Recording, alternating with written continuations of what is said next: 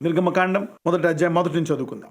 ఐగుప్తులోనికి యాకోబుతో వచ్చిన ఇశ్రాయేలీల పేర్లు ఏవనగా రూబేను, షిమ్యోను, లేవి, యూదా, ఇశ్శాఖారు, జెబూలూను, బెన్యామీను, దాను, నఫ్తాలి, గాదు, ఆషేరు. వీరిలో ప్రతివాడును తన తన కుటుంబముతో వచ్చెను. యాకోబు గర్భమును పుట్టిన వారందరూ 70 మంది.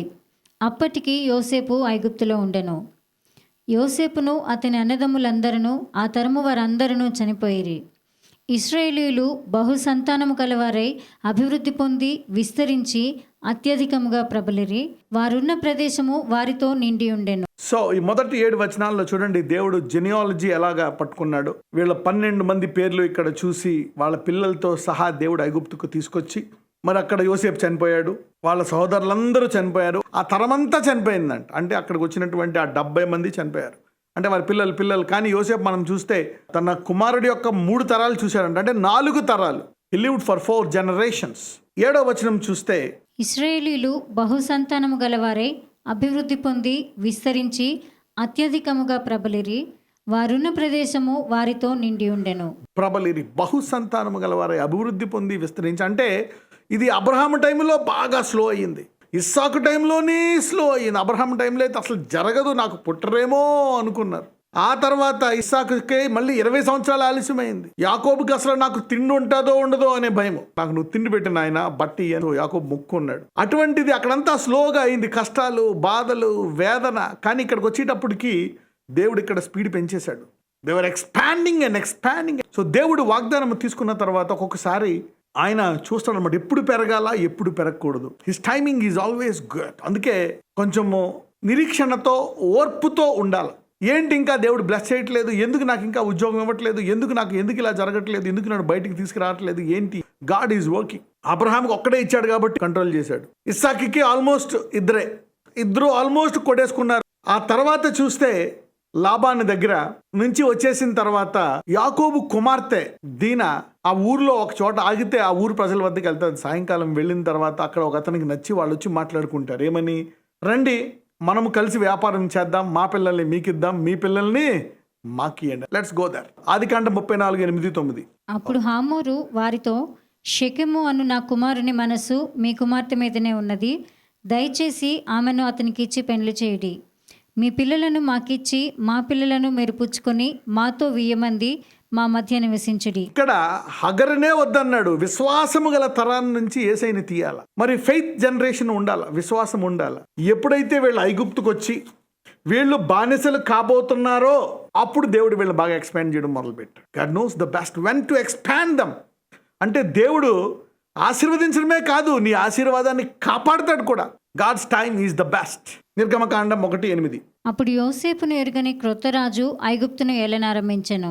అతడు తన జనులతో ఇట్లనెను, ఇదిగో ఇశ్రాయేలు సంతతి అయిన ఈ జనము మనకంటే విస్తారముగాను బలిష్టముగాను ఉన్నది. వారు విస్తరింపకుండునట్లు మనము వారి ఎడల యుక్తిగా జరిగించుదము రండి. లేని ఎడల యుద్ధము కలుగునప్పుడు కూడా మన శత్రువులతో చేరి మనకు విరోధముగా యుద్ధము చేసి ఈ దేశములో నుండి వెళ్ళిపోదురేమో అనెను. కాబట్టి వారి మీద పెట్టిన భారములలో వారిని శ్రమ పెట్టుటకు వెట్టి పనులు చేయించు అధికారులను వారి మీద నియమింపగా వారు ఫరో కొరకు ధాన్యాదులను నిల్వ చేయు పీతోము, రామసేసు అను పట్టణములను కట్టిరి. అయినను ఐగుప్తీయులు వారిని శ్రమ పెట్టిన కొలది వారు విస్తరించి ప్రబలిరి కనుక వారు ఇశ్రాయేలీయుల ఎడల అసహ్యపడిరి. వాళ్ళని కష్టాలు పెట్టి వాళ్ళని బానిసలుగా చేసి కష్టాలు పెడదాం, అప్పుడైనా పాపులేషన్ తగ్గుతుందేమో. దేవుడు అనుకున్నాడు, నాకు ఇది మంచి టైము, మీరు కష్టాలు పెట్టి వాళ్ళని కంట్రోల్ చేసినప్పుడే నేను ఇంకా బ్లెస్ చేస్తా అని చెప్పి వాళ్ళని బానిసలుగా పెట్టి కంట్రోల్ చేస్తున్నప్పుడు ఇంకా పెరిగిపోయారు. The tough times could be the best times to push you into your destination.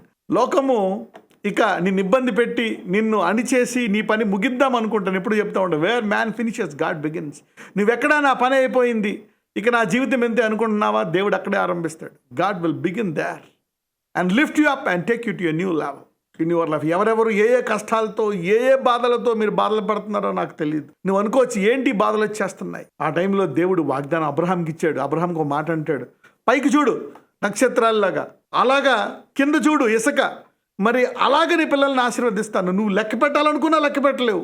మరి ఇక్కడ తెగబుట్టేస్తున్నారు అనమాట. ఎవరికైతే ఇప్పుడు బహు కష్టాలు ఉన్నాయనుకుంటున్నారో ఆ కాలంలో బహు ఆశీర్వాదాలు ఆరంభమవుతాయి. The supernatural will begin. So don't give up on God.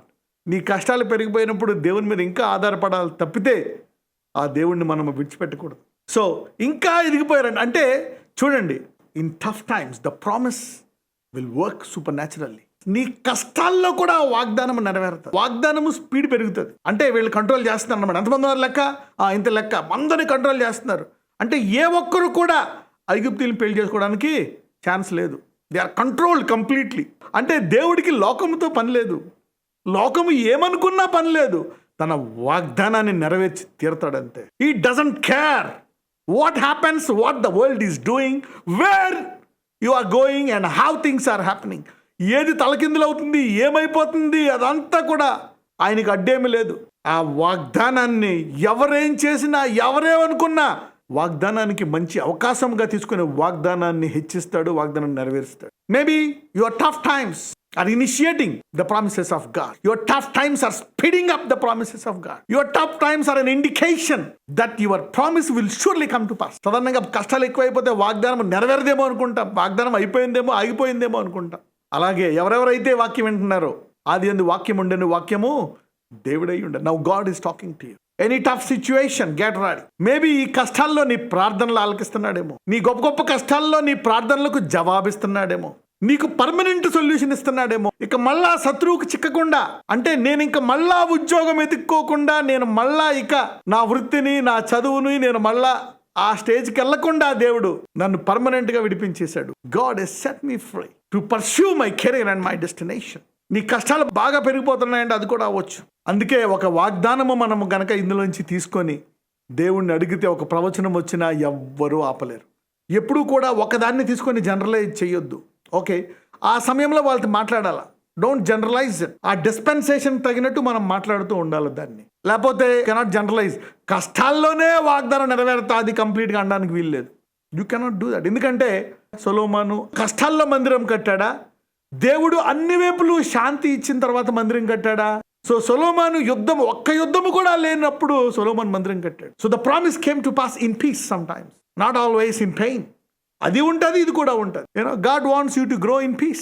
ఎందుకు కొంతమందికి కష్టాలు, ఎందుకు కొంతమందికి సుఖాల్లో వాగ్దానాలు నెరవేరుతాయి తెలుసుకోవాలన్నా? You want to know the difference. సుఖాలలో వాగ్దానము నెరవేరేదానికంటే కష్టాల్లో. కానీ ఇక్కడ ఐగుప్తీయుల్లో చూస్తే ఎవరిలో ఎక్కువ నెరవేరింది? వాళ్ళందరిలో కష్టంలో నెరవేరిందా వాగ్దానము? సుఖంలో నెరవేరిందా? కష్టము. కానీ ఇప్పుడు నువ్వు దేవుని లోతుగా తెలుసుకుంటే 90% కష్టాలు గట్టెక్కేయచ్చు. ఈ మర్మము తర్వాత మీ అందరిలో వాగ్దానాలు, మీకు మారు మనసు కలిగి ప్రార్థనలో ఎదిగి, మీ శరీరాన్ని మీరు నలగొట్టుకోవడములో ఎదిగి, సుఖముగా వాగ్దానాలు మీ జీవితంలో నెరవేరునుగాక.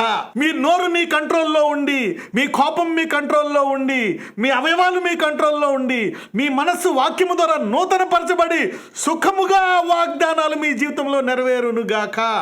మే యు రిసీవ్ దిస్ ప్రాఫెసీ. నాజరేయుడైన యేసయ్య ఎవరెవరే వాగ్దానం పట్టుకున్నారో తెలియదు. Hold on to that promise. అయా, నిర్గమ కాండములో నీ వాగ్దానాన్ని నెరవేర్చడం మేము చూసాము నాయన. వేగముగా దాన్ని నెరవేర్చావు.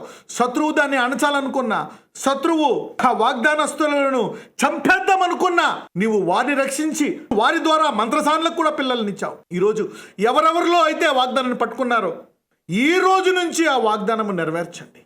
Let the mighty God who gave this word fulfill it in your lives in Jesus' mighty name. Amen.